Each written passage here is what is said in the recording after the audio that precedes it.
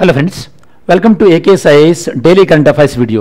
ఈరోజు current affairs వీడియోలో మనం 20th June 2024కి సంబంధించినటువంటి కరెంట్ అఫైర్స్ డిస్కస్ చేయబోతున్నాం. ఇన్ కేస్ మీరు previous current affairs videos miss అయినట్టయితే కనుక మనకి ప్లేలిస్ట్ ఉంటుంది, daily current affairs by Santosh Rao sir అని చెప్పేసి. ఆ ప్లేలిస్ట్లో మీకు డీటెయిల్స్ అవన్నీ కూడా ఉంటాయి. ఓకేనా? సరే, ఈరోజు వీడియోలో మనం డిస్కస్ చేయబోతున్నటువంటి కంటెంట్స్ ఏంటి? ప్రధానంగా మనం 10 టాపిక్స్ మనం డిస్కస్ చేయబోతున్నాం. అదేంటంటే number 1 world sickle cell day. ఇది మనకి ఎస్ఎన్టీ పాయింట్ ఆఫ్ వ్యూలో important, science and technology point of వ్యూలో, దాంతోపాటు బయాలజీ. అలానే NATO invest $1.1 billion in AI robotics. NATO invest చేయబోతున్నారు. ఇది మనకి ఎస్ఎన్టీ దాంతోపాటు ఐఆర్ రెండు సబ్జెక్టుల పాయింట్ ఆఫ్ వ్యూ ఇంపార్టెంట్. అలానే Indian army to induct indigenous ASMI submachine gun. ఒక గన్ వీళ్ళు ఇండియన్ ఆర్మీలో వాళ్ళు ఇండక్ట్ చేయబోతున్నారు, అంటే వాళ్ళు ఇంట్రడ్యూస్ చేయబోతున్నారు. ఇది మనకి డిఫెన్స్ పాయింట్ ఆఫ్ వ్యూలో, అలానే internal security point of view important. Ancient pearl city Tuwaam discovered in UAE. ఇది మనకి ఐఆర్. ఓకే. అలానే NHAI to use Miyawaki plantation. ఇది మనకి ఎన్విరాన్మెంట్ పాయింట్ ఆఫ్ వ్యూలో. అలానే స్టాక్ జీకే ఎన్హెచ్ఏఐ గురించి మనం చదువుతాం, స్టాక్ జీకే పాయింట్ ఆఫ్ వ్యూలో. అలానే కృషి సఖీ కన్వర్జెన్స్ ప్రోగ్రామ్. ఇది మనకి schemes. Okay, schemes point of వ్యూలో. Facts about Nalanda university. ఇది మనకి art and culture Nalanda university. అలానే Nvidia become the world most valuable company. ఇది మనకి ఎకానమీ అండ్ మిసిలేనియస్.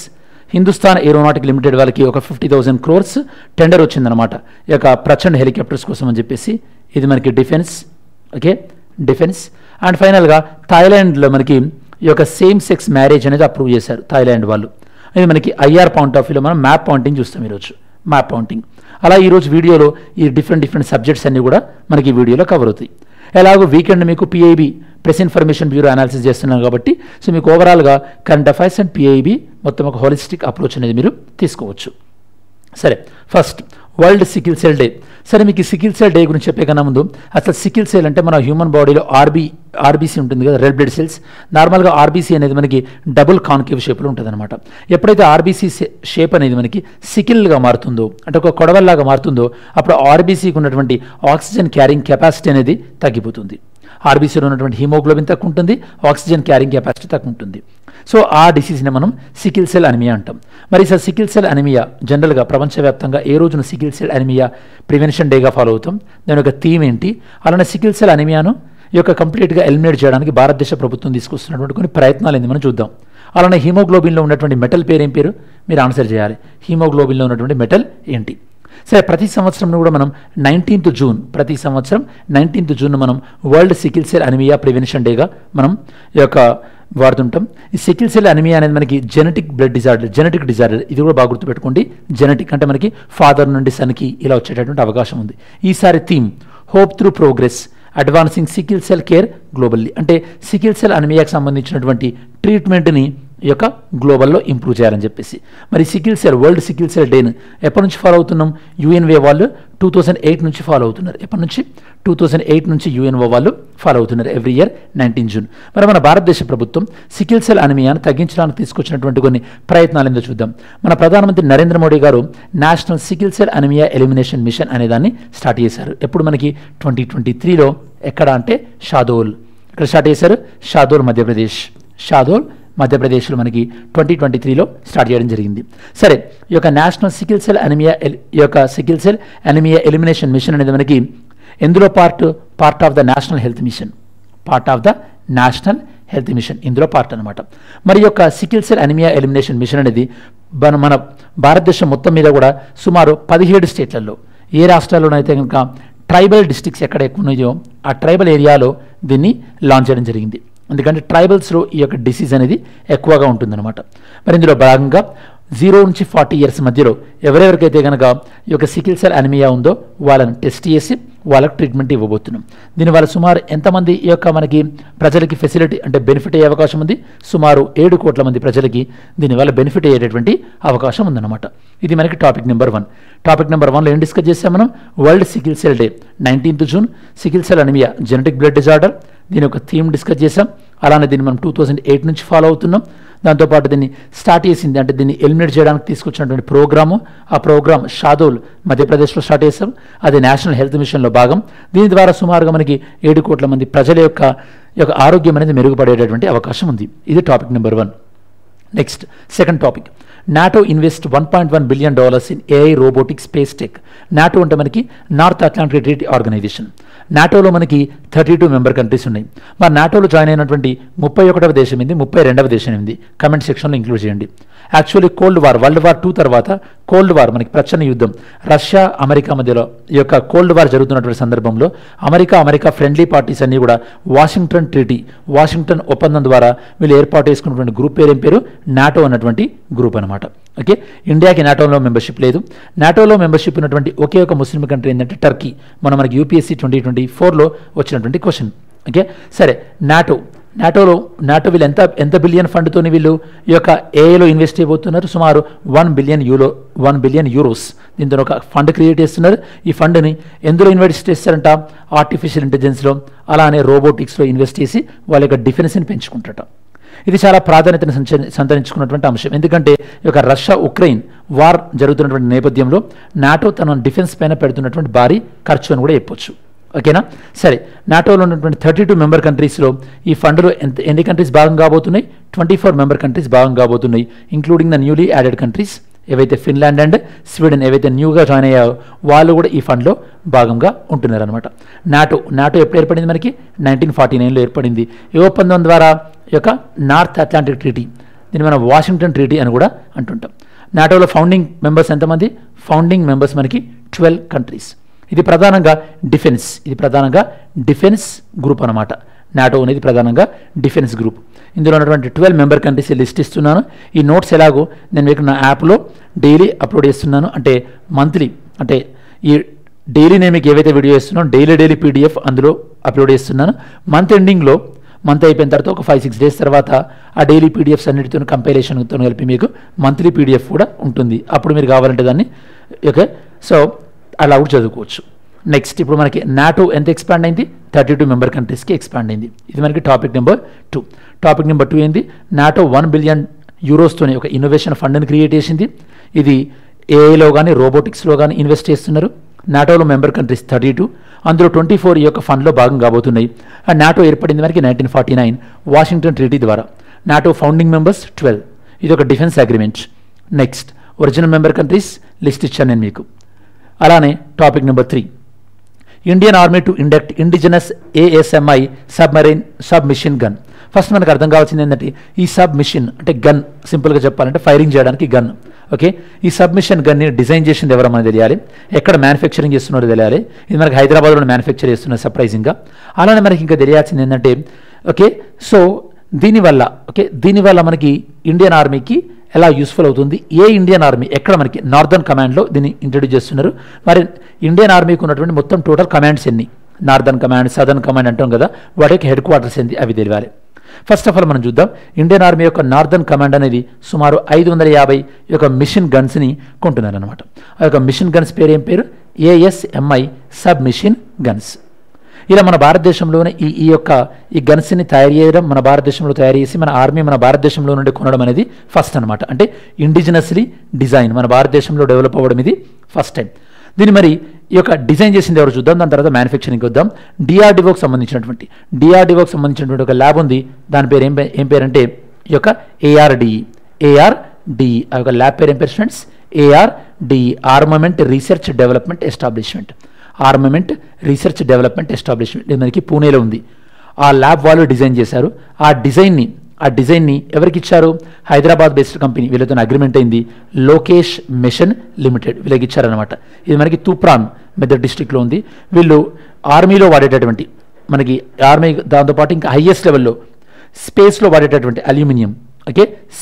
వాడేటటువంటి అల్యూమినియం గ్రేడ్తోని వీళ్ళ యొక్క వెపన్స్ని తయారు చేస్తున్నారు అనమాట.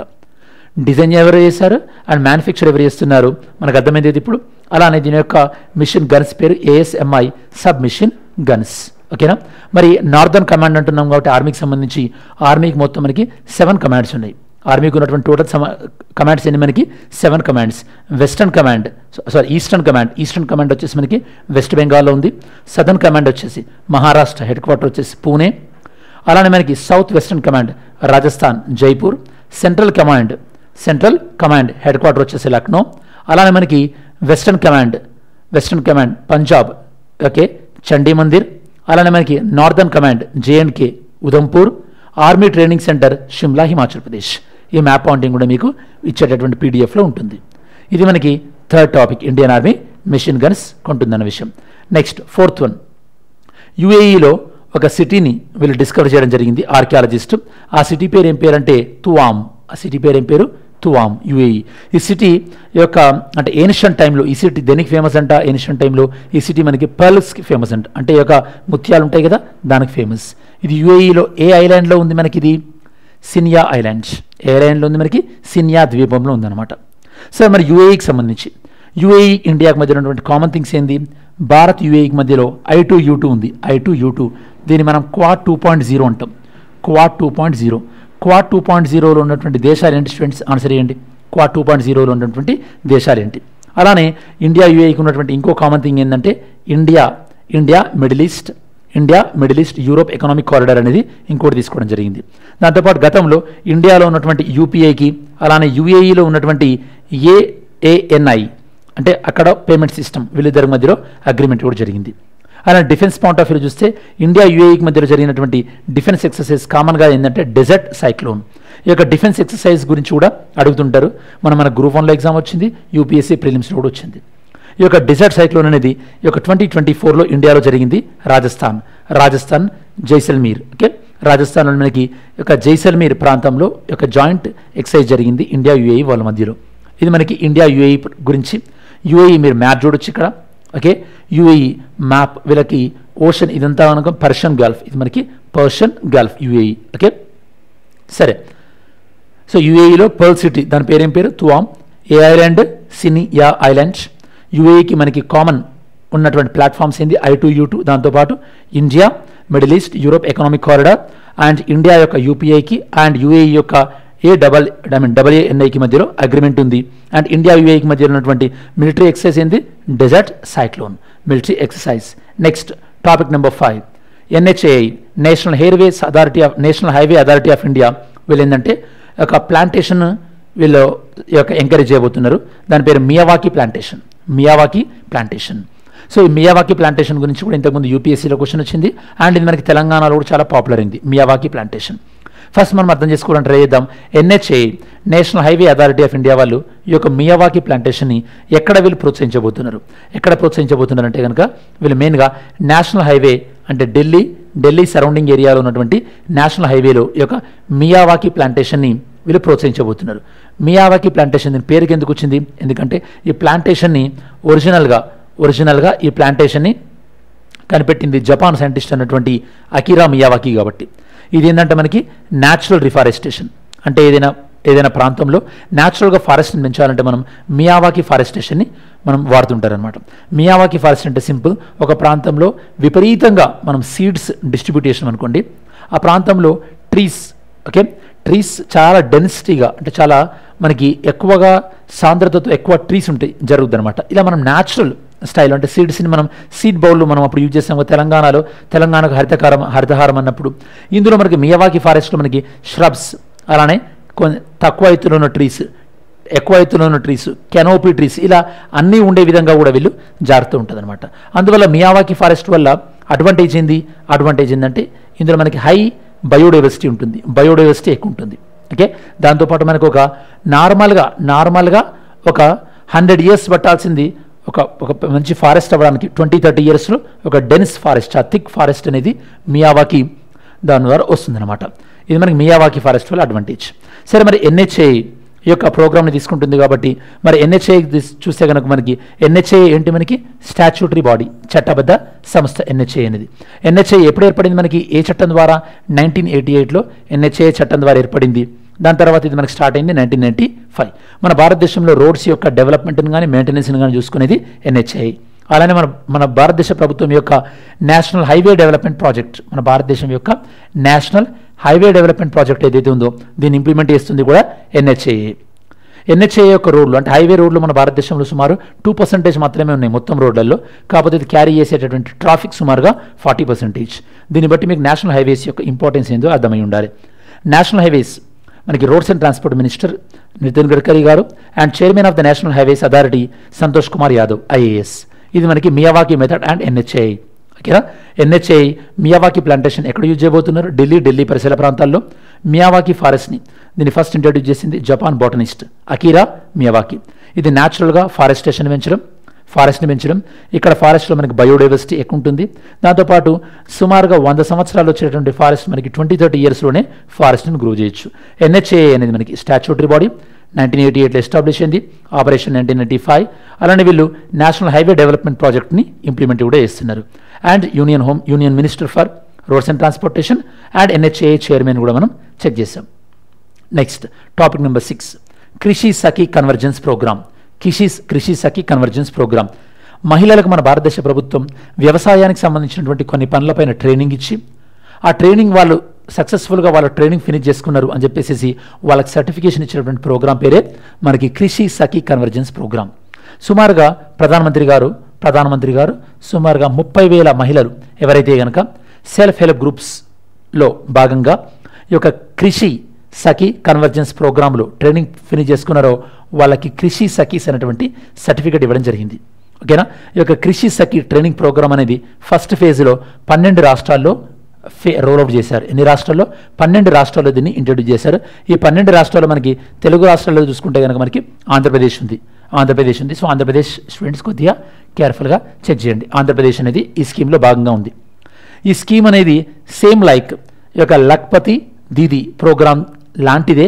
కాకపోతే లక్పతి దీదీ ప్రోగ్రామ్ అంటేనేమో ఈ యొక్క అర్బన్ ఏరియాలో మహిళలకు వివిధ ట్రైనింగ్ ఇవ్వడం అనేది, లక్పతి దీదీ అనేది ప్లంబింగ్, ఎలక్ట్రిసిటీ అలాంటివి అనమాట.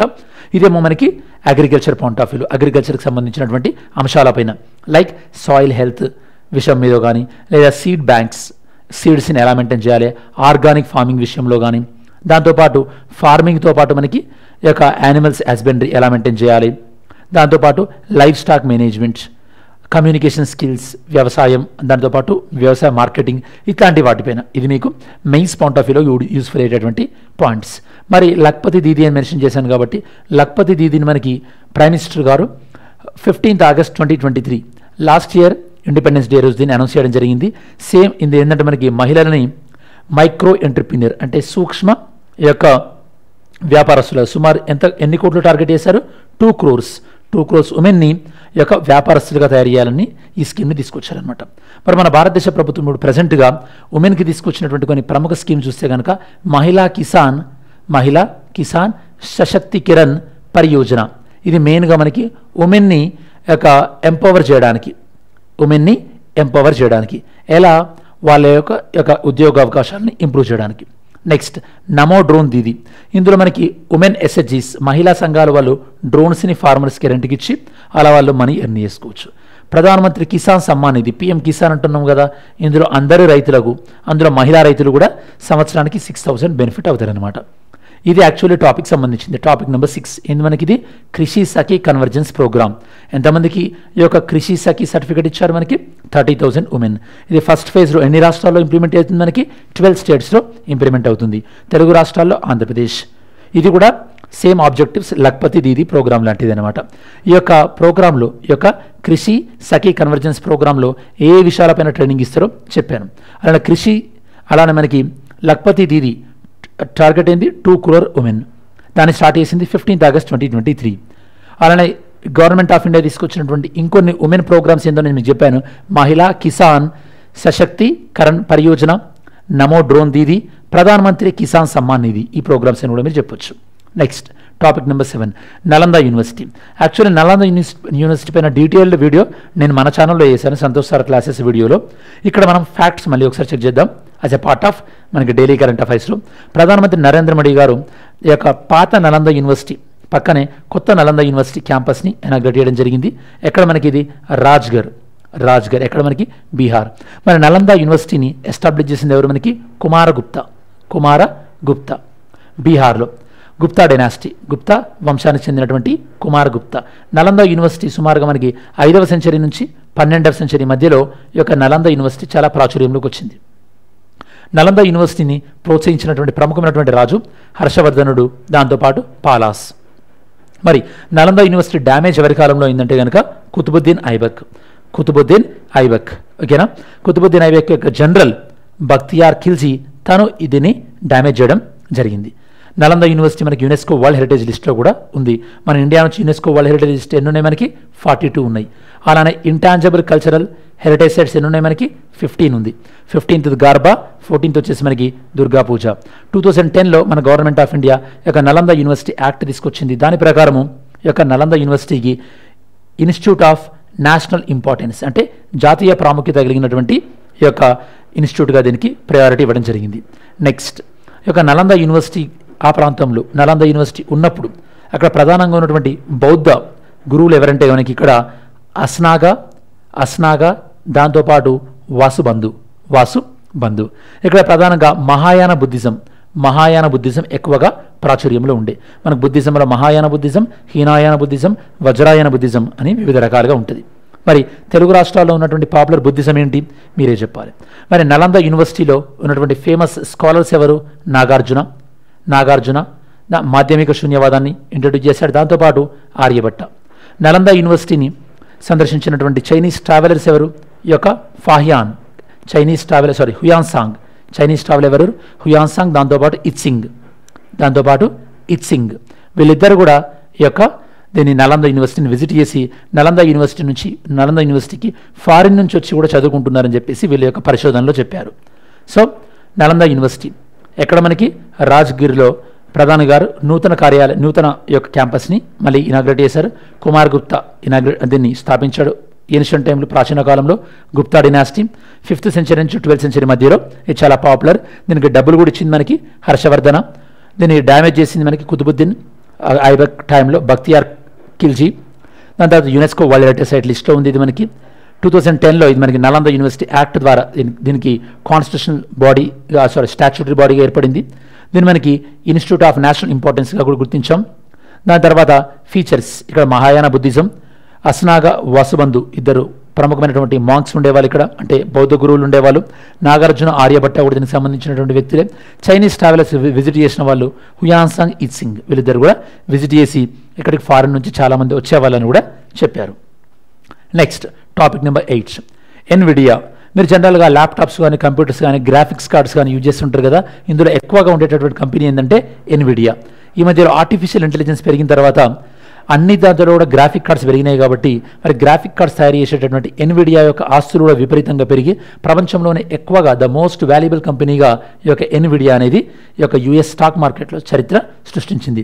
దాని తర్వాత మనకి యాపిల్ అండ్ మైక్రోసాఫ్ట్ వచ్చినాయి. ఈ యొక్క ఎన్విడియా యొక్క మార్కెట్ వాల్యూ షేర్ వచ్చేసి సుమారుగా మనకి $3.326 ట్రిలియన్. ఇది కొన్ని దేశాల యొక్క జీడిపి కన్నా కూడా ఎక్కువ. ఇది మనకి టెక్నాలజీకి సంబంధించినటువంటి news. Next topic number 9, helicopters. ఇది మనకి ప్రచండ హెలికాప్టర్స్. ఇవి మనకి ఈ యొక్క light combat air crafts. Okay, సరే, వీటిని డెవలప్ చేసింది హాల్. టాపిక్ చూద్దాం. హిందుస్థాన్ ఏరోనాటిక్ లిమిటెడ్ వాళ్ళకి సుమారు 50,000 మొత్తంలో యొక్క టెండర్ వచ్చిందనమాట. ఏ హెలికాప్టర్స్ కావాలని చెప్పేసి ఈ యొక్క కంబాట్ హెలికాప్టర్స్ ఏంది లైట్ కంబాట్ హెలికాప్టర్స్ ఏవైతే ఉన్నాయో, లైట్ కంబాట్ హెలికాప్టర్ అంటే తేలికపాటి హెలికాప్టర్స్ కావాలని చెప్పేసి హిందుస్థాన్ ఏరోనాటిక్ వాళ్ళకి లిమిటెడ్ వాళ్ళకి కాంట్రాక్ట్ వచ్చింది. ఎక్కడి నుంచి కాంట్రాక్ట్ వచ్చింది? మనకి యూకే నుంచి కాంట్రాక్ట్ వచ్చింది. UK ministry of defence. Okay, ఇంత పొద్దులో మనకి కాంట్రాక్ట్ రావడం అనేది ఇండియన్ కంపెనీకి ఇదే ఫస్ట్ హెలికాప్టర్స్ పాయింట్ ఆఫ్ వ్యూలో. మరి యొక్క లైట్ కంబాట్ హెలికాప్టర్ మనం ఏమంటాం? ప్రచండ్ అంటున్నాం స్టూడెంట్స్, ప్రచండ్. మేము చూస్తే కనుక హిందుస్థాన్ ఏరోనాటిక్ లిమిటెడ్ కాబట్టి ఇక్కడ మీకు స్టాక్ జీకే పాయింట్ ఆఫ్ వ్యూలో వాల్యూ అడిషన్గా చెప్తున్నాను. ఇక్కడ మన హెడ్ క్వార్టర్ ఎక్కడ ఉంది? బెంగళూరు. మన భారతదేశానికి సంబంధించినటువంటి ఎయిర్ క్రాఫ్ట్ వీటిని డిజైన్ చేయడం, ఈ యొక్క అలానే మనకి హెలికాప్టర్స్ని డిజైన్ చేయడం కూడా వీళ్ళ యొక్క ప్రధానమైనటువంటి పని. మరి హాల్ వాళ్ళు హెలికాప్టర్ వచ్చేసి ప్రచండ్ కదా, మరి హాల్ యొక్క ఎయిర్ క్రాఫ్ట్ పేరు ఏం పేరు? Hall Hindustan aeronautic limited develop చేసినటువంటి ఎయిర్ క్రాఫ్ట్ పేరు ఏం పేరు? ఆన్సర్ అని ట్రై చేయండి. హాల్ అనేది మనకి హాల్ అంటే మన హిందుస్థాన్ ఏరోనాటిక్ లిమిటెడ్ ప్రధానంగా డెవలప్ చేసినటువంటి ప్రోడక్ట్స్ ఏంటంటే light combat air craft Teja MK1, అలానే మనకి PSLV GSLVకి సంబంధించినటువంటి కొన్ని tanks, Rudra light combat helicopter, light combat helicopter Rudra, దాంతోపాటు ధ్రువ్ అడ్వాన్స్డ్ లైట్ హెలికాప్టర్. ఇవన్నీ కూడా మనకి హిందుస్థాన్ ఏరోనాటిక్ లిమిటెడ్ వాళ్ళు డిజైన్ చేయడం జరిగింది. సో ఇప్పుడు మేము ఎందుకు డిస్కస్ చేస్తున్నాం, యూకే నుంచి కాంట్రాక్ట్ వచ్చింది వీళ్ళకి దేని గురించి అని, లైట్ కాంబాట్ హెలికాప్టర్లు కావాలని. దాని పేరు ప్రచండ్. హాల్ హెడ్ క్వార్టర్ వచ్చేసి బెంగళూరు. అలానే హాల్ డెవలప్ చేసినటువంటి కొన్ని products light combat aircraft Tejas, అలానే రుద్ర హెలికాప్టర్, ధ్రువ్ హెలికాప్టర్ ఇవన్నమాట. నెక్స్ట్ 10th వన్, ఈరోజు మ్యాప్ పాయింటింగ్. థాయిలాండ్, ప్రపంచంలో థాయిలాండ్ అనేది 3వ దేశం సేమ్ సెక్స్ మ్యారేజ్ని అప్రూవ్ చేసినటువంటి కంట్రీ. మరి మిగతా 2 దేశాలు మీకు తెలిస్తే ఆన్సర్ చేయండి. సో ఇది ప్రధానంగా మ్యాప్ పాయింటింగ్ కాబట్టి ఒకసారి నేను మీకు మ్యాప్ చూపించిన తర్వాత దెన్ మళ్ళీ మనం ఒకసారి టెక్స్ట్లోకి వెళ్దాం. థాయిలాండ్ని మ్యాప్ కలిగినటువంటి దేశాలు, first of all Myanmar. Okay, Myanmar థాయిలాండ్ని బార్డర్గా కలిగి ఉంది. లావోస్ బార్డర్గా కలిగి ఉంది, లావోస్. దాని తర్వాత కంబోడియా బార్డర్గా కలిగి ఉంది. అండ్ దాని తర్వాత మలేషియా కూడా బార్డర్గా కలిగి ఉంది. 4 దేశాలు థాయిలాండ్ని బార్డర్గా కలిగి ఉన్నాయి. థాయిలాండ్ని ల్యాండ్ ఆఫ్ వైట్ ఎలిఫెంట్స్ అని కూడా అంటుంటాం మనం. ఓకే, థాయిలాండ్ ల్యాండ్ బార్డర్స్ ఎన్ని ఉన్నాయి మనకి, Myanmar, Cambodia, Laos and Malaysia. Water ఏమున్నాయి మనకి, Andaman sea, gulf of Thailand. Okay, ఇదంతా మనకి అండమాన్ సీ. అలానే మనకి ఇది మనకి గల్ఫ్ ఆఫ్ థాయిలాండ్. ఇది మనకి బార్డర్ వచ్చేసి వాటర్ బాడీస్. జాగ్రఫికల్ ఫీచర్స్, ఇక్కడ ఉన్నటువంటి ఇక్కడ థాయిలాండ్లో ఉన్నటువంటి హైయెస్ట్ మౌంటైన్ డోయ్ ఇంతనాన్. ఇట్లాంటివి మీరు ఆప్షన్ చూసి గుర్తుపెడితే సరిపోతుంది, మీరు గుర్తుపెట్టుకోవాల్సిన పని లేదు. మేజర్ రివర్ ఇది గుర్తుండాలి మీకు, మెకాంగ్ రివర్. క్లైమేట్ ఇక్కడ ట్రాపికల్ క్లైమేట్ ఉంటుంది. న్యాచురల్ రిసోర్స్ ఇక్కడ మనకి రబ్బర్కి చాలా ఫేమస్, ఇక్కడ ఎక్కువగా వర్షాపాతం ఉంటుంది కాబట్టి. అండ్ టంగ్స్టన్కి చాలా ఫేమస్. అలానే మయన్మార్తో పాటు ఈ యొక్క థాయిలాండ్ టింబర్కి కూడా చాలా ఫేమస్. ఇది మనకి థాయిలాండ్కి సంబంధించినటువంటి ఇన్ఫర్మేషన్. థాయిలాండ్ సేమ్ సెక్స్ మ్యారేజ్ని అప్రూవ్ చేసినటువంటి 3వ దేశం. మ్యాప్ పాయింటింగ్ కూడా చెక్ చేస్తాం కదా. నెక్స్ట్ ఈరోజు ఒకసారి మనం ఎంసీక్యూ చెక్ చేద్దాం. Today's MCQs. Which of the following is not a member of Gulf cooperation council? Gulf cooperation council member కానిది ఏది? ఆన్సర్ ఏనంటారు రేచండి. ఇది గల్ఫ్ కోఆపరేషన్ కౌన్సిల్ మెంబర్ కానిది ఏది?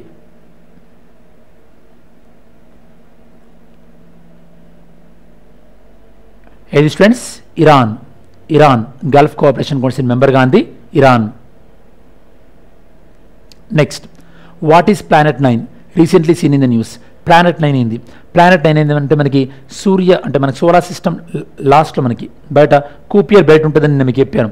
దాని తర్వాత ఒక గ్రహం ఉంది ఏమని చెప్పేసి వీళ్ళు హైపోథసిస్ చేస్తారంట, ఊహిస్తున్నటువంటి ఒక గ్రహం అనమాట. అది మనకి hypothetical planet in the outer region of the solar system, first option. Next, joint communique on a peace framework. రీసెంట్గా జాయింట్ డిక్లరేషన్ అనే న్యూస్లో ఉంది. ఇది దేనికి సంబంధించింది? యాక్చువల్లీ ఇది మనకి స్విస్ సమ్మిట్కి సంబంధించింది. Swiss summit.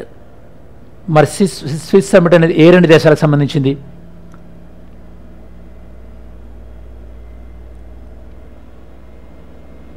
స్విస్ సమ్మిట్ ఏ 2 దేశాలకు సంబంధించింది? Russia and Ukraine. నెక్స్ట్, మత్స్య 6000 రీసెంట్గా న్యూస్లో ఉంది.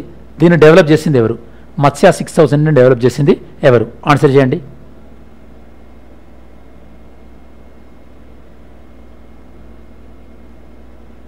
మత్స్య 6000. National institute of ocean technology ఎవరు? National institute of ocean technology, Chennai. Next, which state government recently launched mission Nishchay? రీసెంట్గా ఏ రాష్ట్ర ప్రభుత్వం మిషన్ నిశ్చయ్ అనేదాన్ని లాంచ్ చేసింది? మిషన్ నిశ్చయ్ పంజాబ్ డ్రగ్స్ని కంట్రోల్ చేయడం కోసం అని చెప్పేసి. ఇది స్టూడెంట్స్ ఓవరాల్గా ఈరోజు మనం డిస్కస్ చేసినటువంటి టాపిక్స్ అన్నీ కూడా. ఇది మనకి 20th జూన్ 2024కి సంబంధించినటువంటి daily current affairs detail analysis.